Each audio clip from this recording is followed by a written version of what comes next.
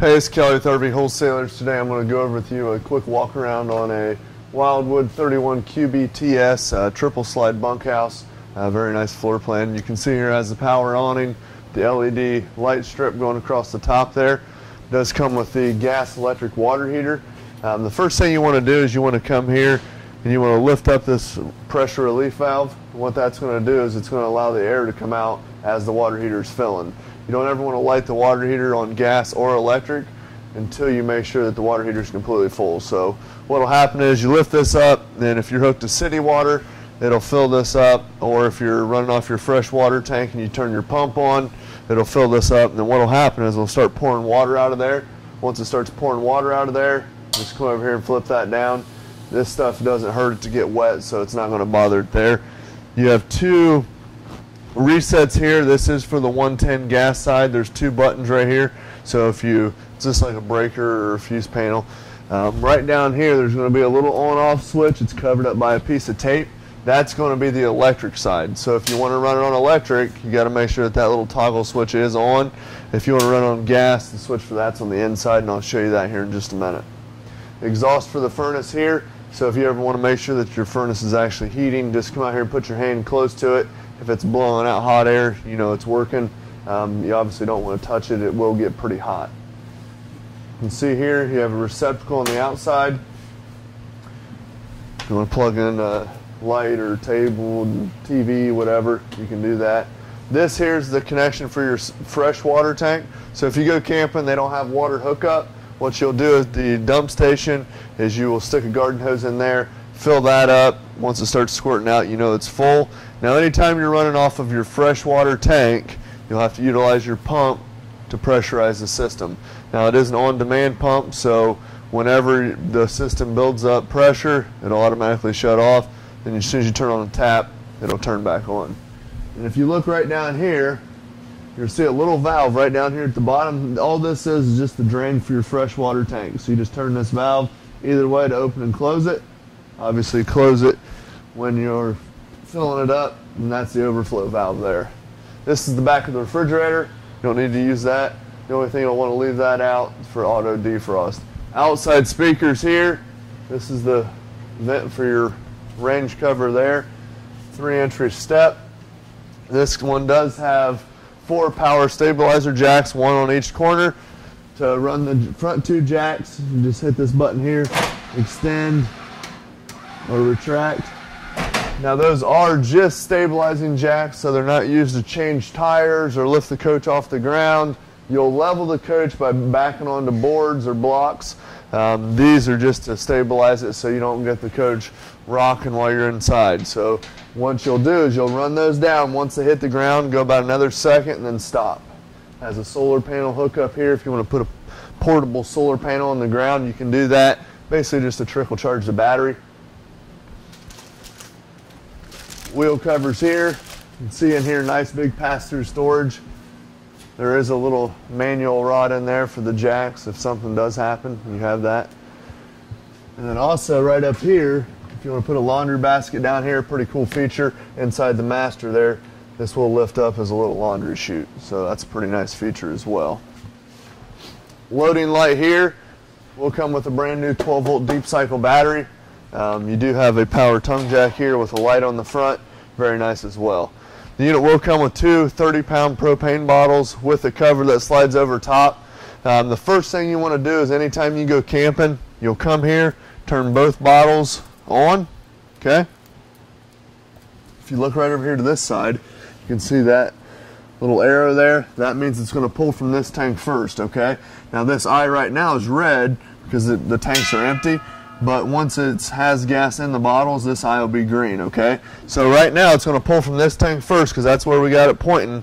Then what will happen is, let's say this tank runs completely out in the middle of the night. It'll automatically switch over to this tank because this is an auto changeover regulator. You'll come out the next morning, you'll see that that eye is red. All you're going to do is turn this, and it's going to continue to pull from this one, but now you can take this tank off, go get it filled up. So essentially you go back and forth, back and forth, back and forth.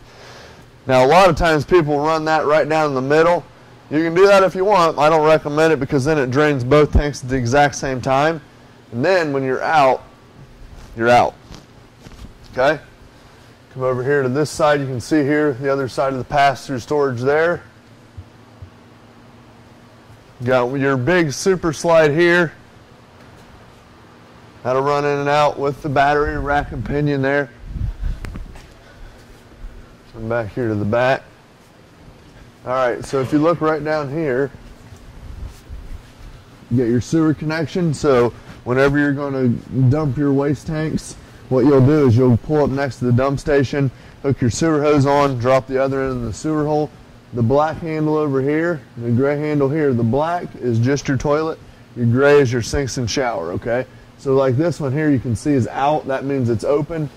Push it in to close it. So you put your hose on there. You're gonna pull the black valve first, let the toilet water run through. Once that's done, you'll close the black valve, pull the gray, let it run through. What that's gonna do is rinse out the hose, close it up, then you're all set.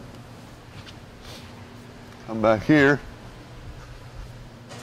All right, so right back here, you're gonna have cable and satellite hookup. So if they have hookup where you're camping, just screw the coax into here, then you'll have hookup on the inside. This is your 30-amp power cord, and this will just retract inside, and you can shut this for a cleaner look. Okay. Back here's your city water connection. What that's going to be is if they have water hookup where you're going, you just screw a garden hose into here. Now you always want to make sure you use a water pressure regulator. What that'll do is reduce the water pressure down to about 45 psi. That way you don't burst the lines. Okay. And right down here underneath, you ain't gonna be able to see it in the video, but there's a blue line and a red line. Those are the lowest points in your hot and cold water lines. You can pop the end caps out of your bumper here, and a lot of people store their sewer hose in there. You get a full-size spare with the cover there. What we'll do is we'll go in and we'll check out the inside. All right, so first thing you're gonna see when you come up inside the coach here is you're gonna see the monitor panel here. So if you hold down on like this one here is battery. The battery is fully charged. Now your battery's gonna trickle charge anytime you're connected to 110 or you're connected to your tow vehicle. Fresh is empty, black and gray, so on and so forth. The water pumps here. This switch right here is for the water heater on gas. Remember the electric's on the outside. This is for the main slide out. This is for your awning, inside lights, get the whole 9 yards there. Okay, come over here, got the nice solid countertops here, nice residential faucet there, plenty of storage above.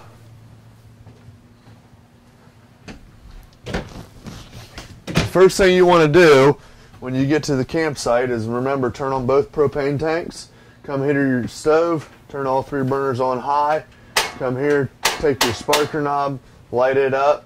Let that burn for about 15 to 20 seconds. What that's going to do is it's going to get all the air pockets out of the lines and get everything flowing properly. That way when you go to run your water heater, your refrigerator, or furnace on gas, everything will function properly. If you don't, what happens is it catches an air pocket and then it won't actually light up right away. To light the oven, you just go over here to pilot, push and hold. It'll take like a stick lighter or match and light up right down there. Exhaust fan here, light above. Microwave works just like the one at home. Now you will have to be plugged into 110 to utilize your microwave, your AC, any wall outlets. Refrigerator on 110. The refrigerator will run on gas as well.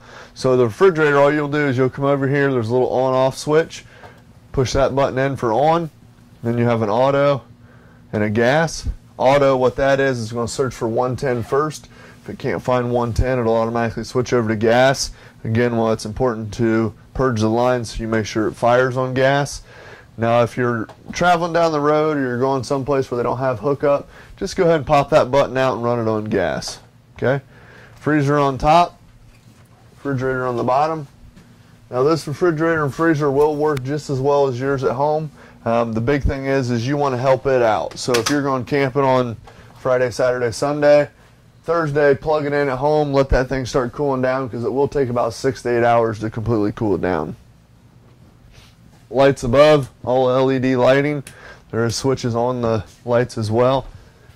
To turn on your furnace and air conditioner right here, just go to on.